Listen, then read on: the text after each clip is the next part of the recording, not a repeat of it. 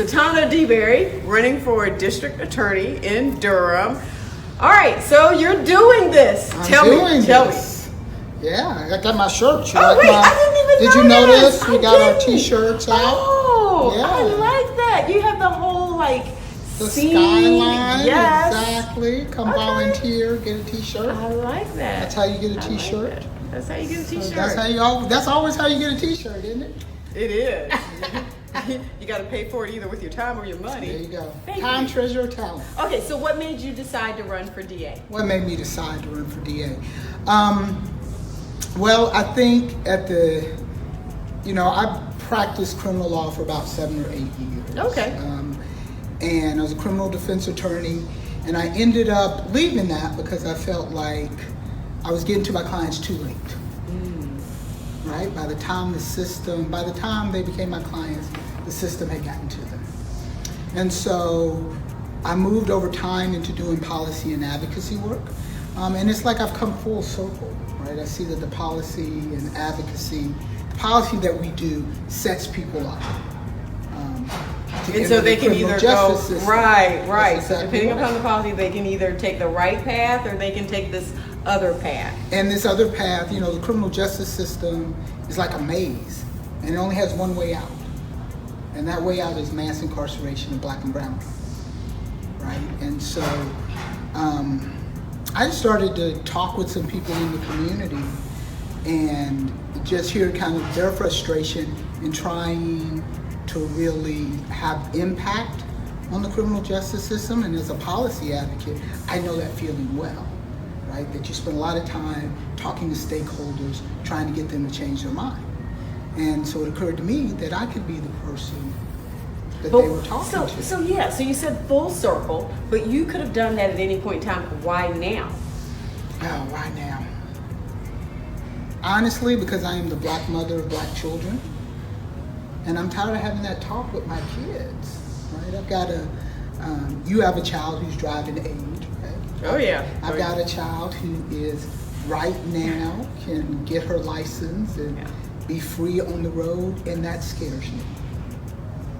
Because even with all of the people I know and all my own knowledge, and we're privileged I'm privileged to know attorneys, to know the criminal justice system. I don't know that I could save my child if she got pulled over. What about family members? Have you had any family members that have had experiences that sort of stick with you? Oh, yeah. Well, let me just say, you have never really come in contact with the criminal justice system until you've been sitting in the back in the lawyer's lounge, and the bailiff comes to get you, say the judge wants to appoint you to a murder case, and you get out there and the person he wants to appoint you to is your cousin. Oh, wow. And we talk about it being a small world. It is, yeah. And so, especially as I was doing my research for this run, there's a group called the Frameworks Institute, and they do all these communication models on how to talk about the issues of the day, right? Whether those be criminal justice or affordable housing or access to health care.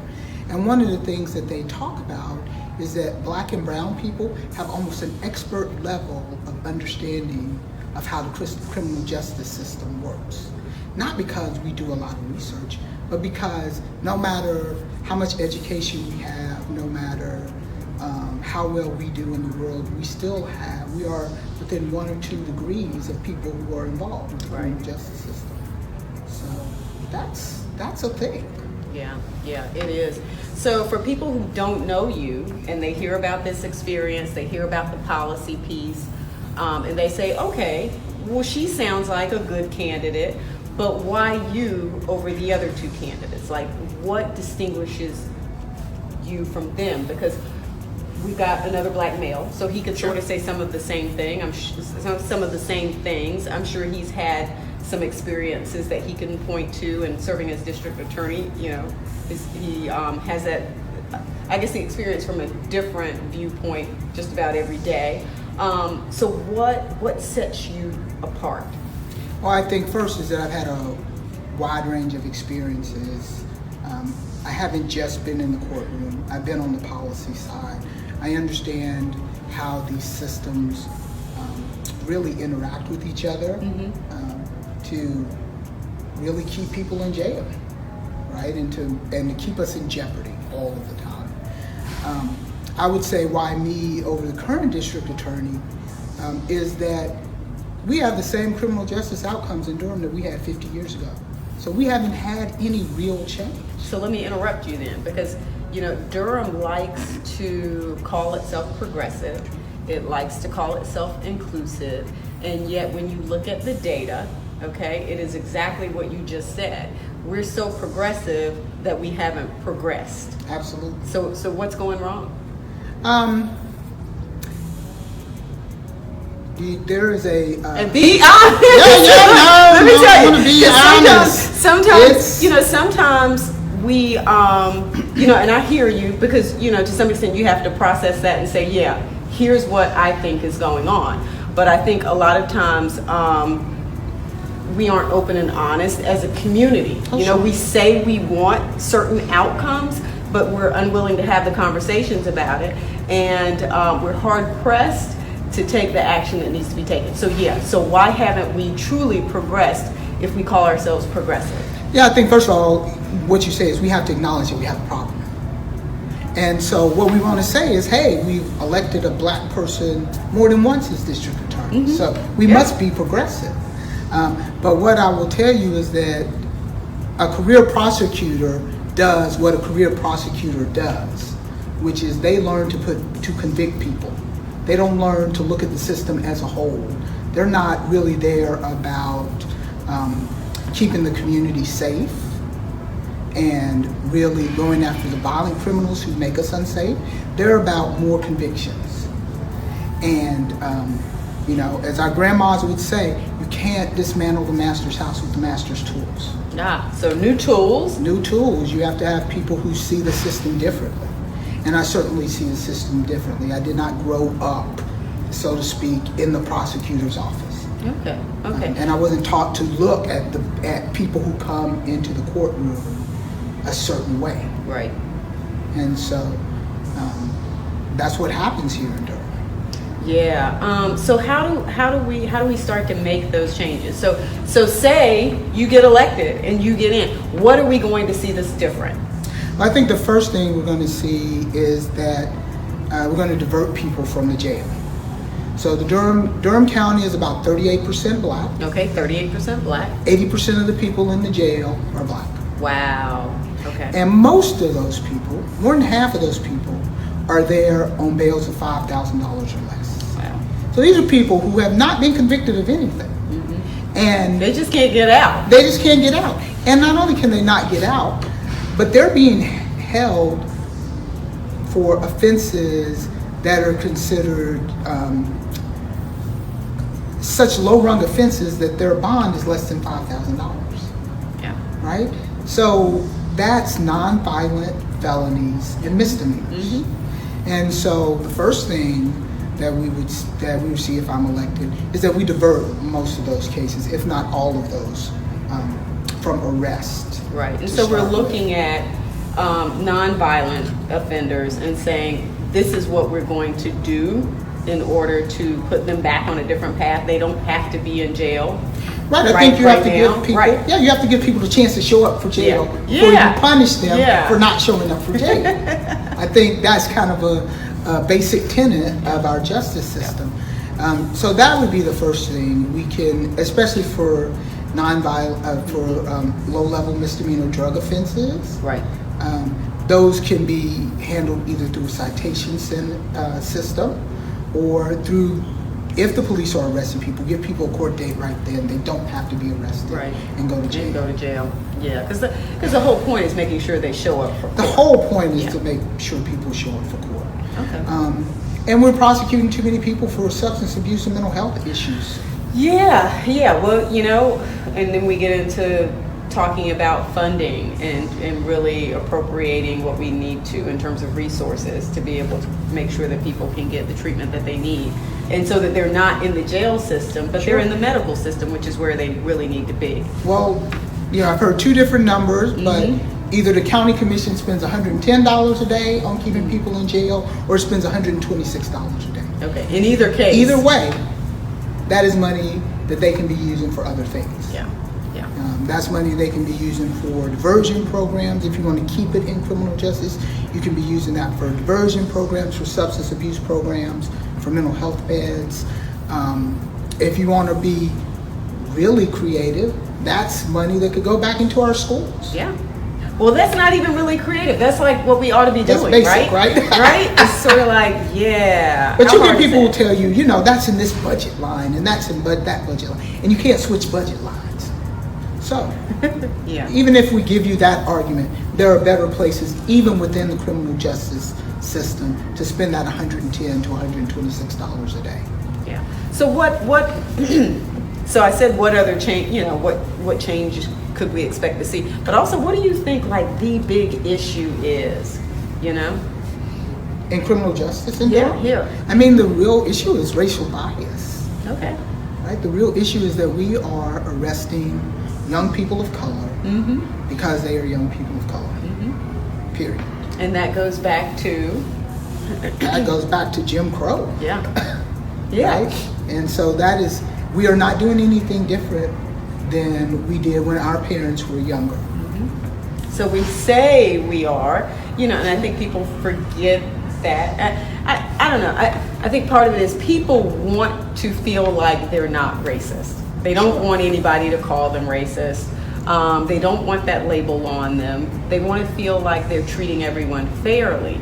And so if that's how you want to describe yourself, well, it's going to be hard pressed for you to sit back and say, well, what I just did was racist. Well, I don't think we have to describe any one person as racist. You can look at the outcomes of the criminal justice system in Durham and understand that those are racially unjust outcomes. Right. That is not about the fair and equal administration of justice, that is about something else. And what I would offer that is about is our implicit bias about this community and who is safe and unsafe in this community.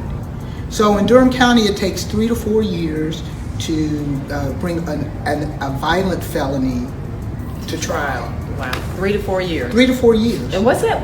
So like during that time frame, like that person probably has a family, Sure. may have had a job, may have had other interests that person was trying to pursue. How does all that play out over a 3 to 4 year time frame? What does that look like? Well, so that for a person? violent felon, you might say, well, I have no sympathy for those people, right? They've committed some kind of violent crime. But even if we have no sympathy for the defendants and their families and what's happening to their lives, think about what happens to a victim or a victim's family who has to wait 3 to 4 years and has to show up to a session of court only to be told, oh, we're not ready yet, come back next month, right? So We don't get to those because we're so busy in this county prosecuting misdemeanors and nonviolent felonies. Okay. Right? We're so busy So we're prosecuting talking about 16-year-olds for possession of marijuana that we can't get to the violent felons who really keep our community unsafe. So we're talking about a reallocation of resources. Absolutely. Okay. Absolutely. And transparency in the process. I think the current district attorney's office has no real prosecution policy that you can speak of. So in terms of prioritizing and saying here's how we prioritize what we're doing. Okay. As a and then community, being transparent with the community. That's right. So as a community, this is what we feel keeps us safe. And these are our highest priorities in our community. And then being able to communicate that to defense attorneys, to defendants, to victims, as opposed to saying, well, my attorney knows the district attorney, so I'm going to go first, or my attorney doesn't know the district attorney, or this courtroom is different than that courtroom. We just have a transparent policy where folks know what they're in for and what we as a community stand for. So how long have you been in Durham? Wow, I first came to Durham in 1991 to go to law school at Duke. And as all Duke lawyers do after graduation, I went to DC. And I came back to North Carolina to practice, and then came back to Durham again in the late 90s to work at Self-Help. And left for a little bit to go to Baltimore, but that was like a couple years. But have pretty much been in Durham full-time now since the early 2000s. Okay.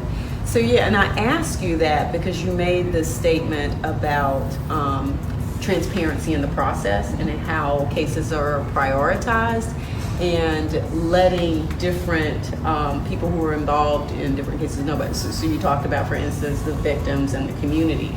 And you know, one of the things that I was thinking about when you said that was I was trying to remember how long I've been in Durham, which is why I asked you how long you had been in Durham, and to sort of think about had I heard anything about this is how we do things in the DA's office, community, this is what the process looks like in terms of how we keep you safe, and yet how we treat people who are coming through the system in a fair and equitable manner. I can't recall ever getting any of that. And so that's why when you said that, I'm sort of like, we don't have these discussions. thinking. We haven't had these discussions before.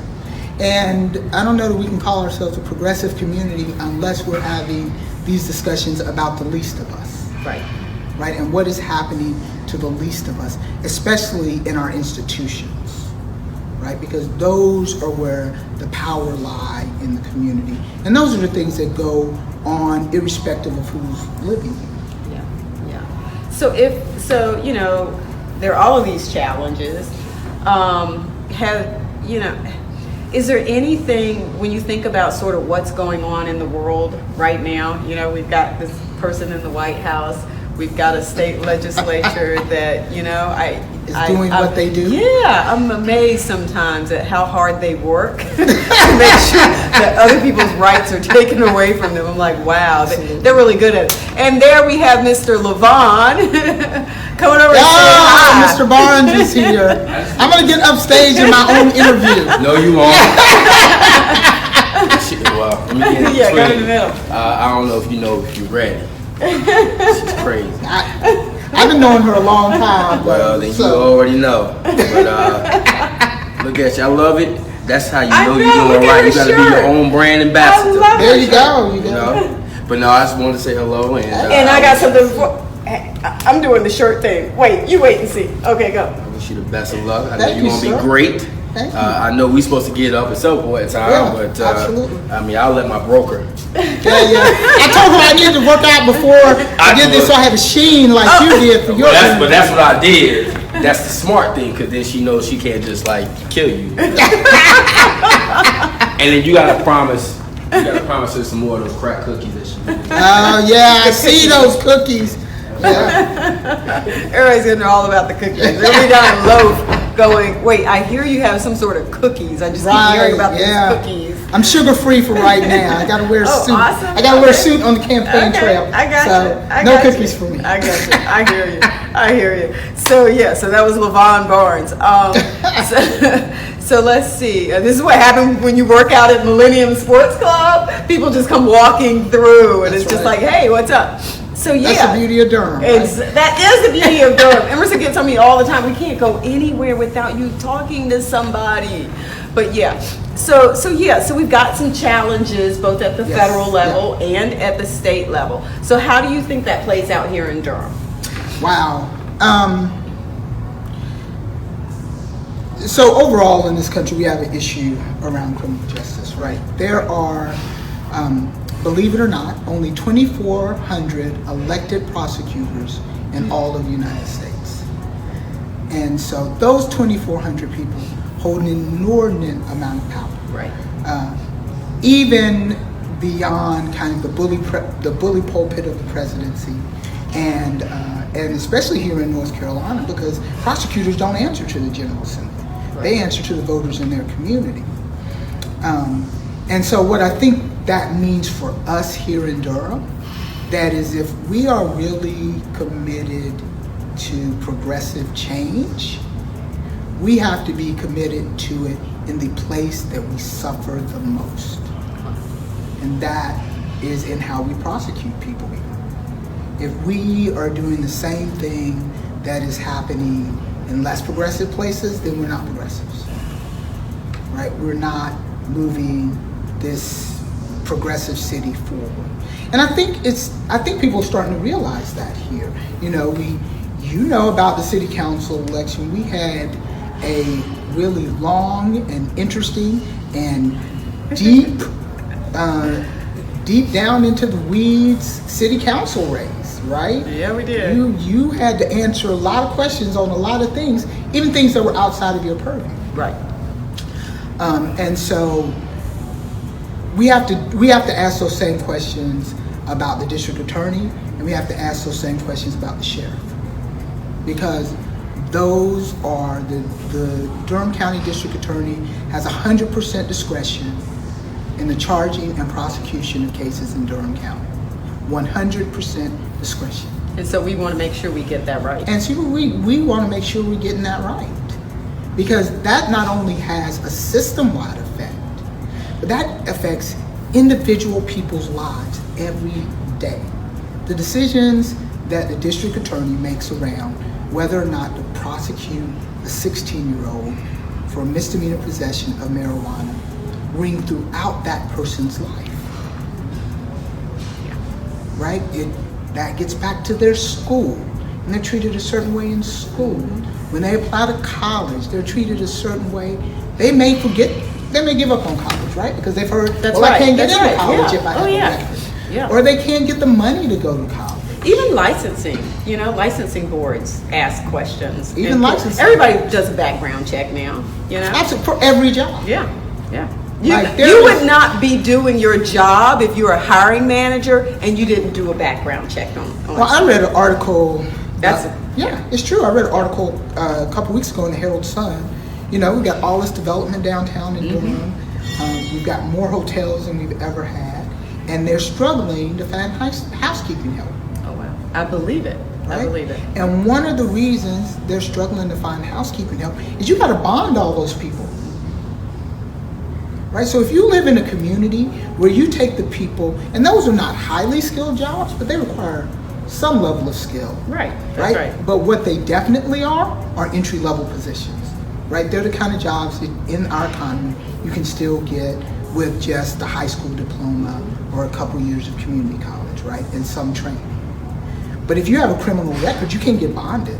I mean, these are multinational. This is not a mom and pop. That's right. We're not mom and pop situations anymore here in Durham. That's right. Right, where one hiring manager gets to look at you in your face and decide, well, you're a good kid. Your grandma lives across the street from me. I'm going to take a chance. That's right. No, like you said, this is somebody who works for a multinational corporation who's putting your name into a computer database, and within seconds, that database is saying you can't hire this person because we can't get insurance with that person working. That's right. And so these decisions ring throughout a person's entire life. And so we have to start taking that seriously. It's not just about conviction rates. It's not just about seeming like we're tough on crime. Because really what we are is tough on people. Nearly as many people. So down here.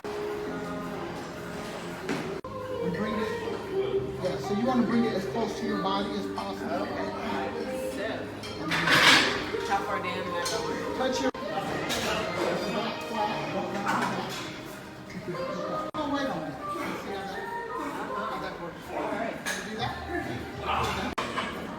So right now, my maximum deadlift is about 315. Oh wow, 350? You said 315 and you frowned. Well, 'cause there's a difference to me between 350 and 315. There's not a difference there. So this is about one.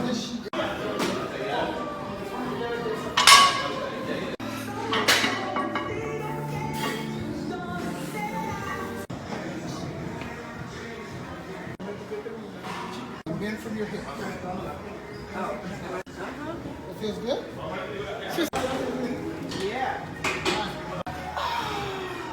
I had put it up when I was running, I was like, oh, I got an extra shirt. And it was like 90 degrees outside. Let's see if I can do 300. 300? Okay. We're going for 300. That would be 25 more. That would be 25 each side. Do not ask me to do math after 9 o'clock. Sam will tell us. Sam, how much we got up there?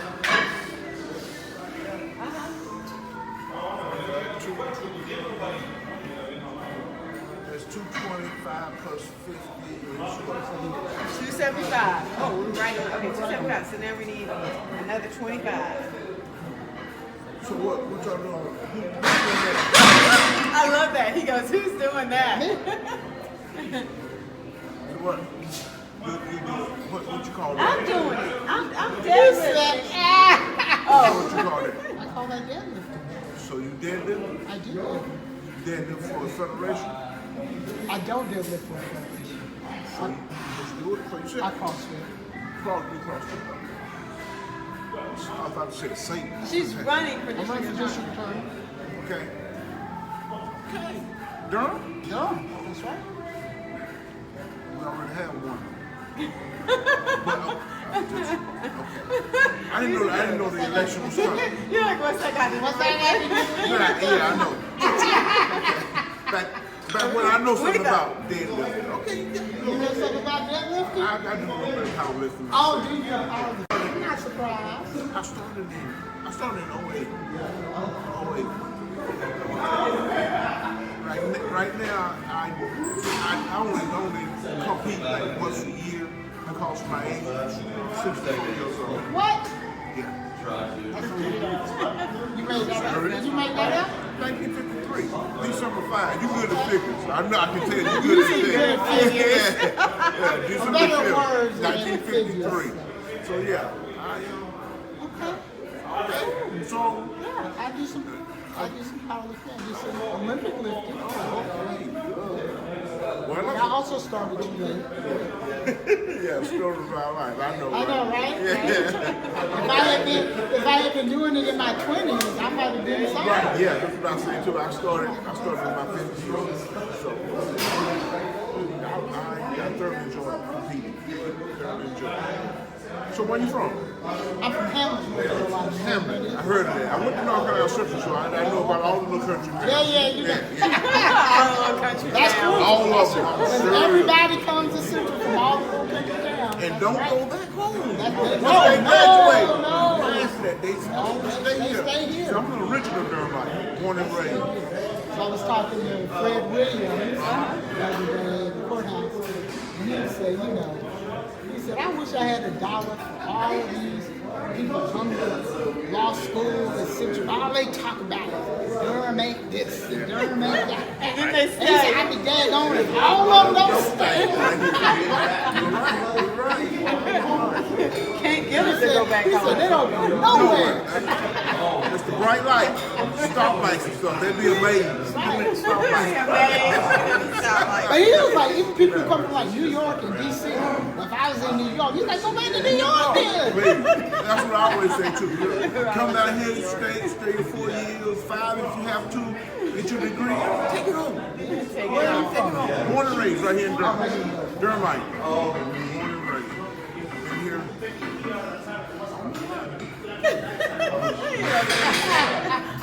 I went to Central early. I went to Central when the old law building. So I remember the old law building. Well, my aunt went, was it even Central when she went? North Carolina College. Yeah, I think it was North Carolina College when she went.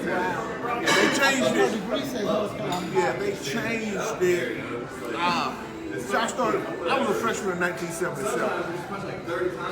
So, yeah, they hadn't been too long changed. She's probably 15 years younger than you, so. Yeah, they hadn't been too long changed. Yeah, I remember the best chance we had was Whiting. Chancellor Whiting. 2 10s and 2 2.5. But you do know we have a powerlifting platform in the back. This is not a powerlifting platform really? down here. So, in other words, she was following the directions of someone who doesn't know. Right, and Same with her. that would be you. I know. That would be you. Okay? I was like, oh yeah, it's down there. No, it's not. We have 2 platforms in the back. Okay? In the back where? In the back. Yeah. I know, I went back there. Yeah, That looks like where's going on. Yeah, that's from the powerlifting. I mean the. Well, I should have yeah. just come ask you. I work with you. That's always the answer. Yeah. Answers always come as We same. need good guidance. Usually the guy at the front gets the guide to the right place. That's What I right. really need for you to do. But yeah. Sam, would you prefer we switch to the powerlifting back? Just don't drop it. I know. Well, I might drop it. But you better go back in the back. I will put you out here. Right. That's the rule. Right. Yeah, that's right. It ain't personal. We don't fight. You just gonna kick me out, right? Yeah. All right. You ready? Sheila, you gotta go. Boom. Exactly. All right. There you go. 300. All right, so Satana Deberry, Durham County District Attorney. And so you know this was, are you fit to be a politician? So are you fit to be a politician? I am fit to be a She politician. is fit to be a politician. Vote May 8th. One thing we do need to say, last thing to say, is that there is no general election for a district attorney. So it is only the primary. So come out and vote May 8th. That's crucial. And we're at Millennium Gym in Durham on Hillsborough Road.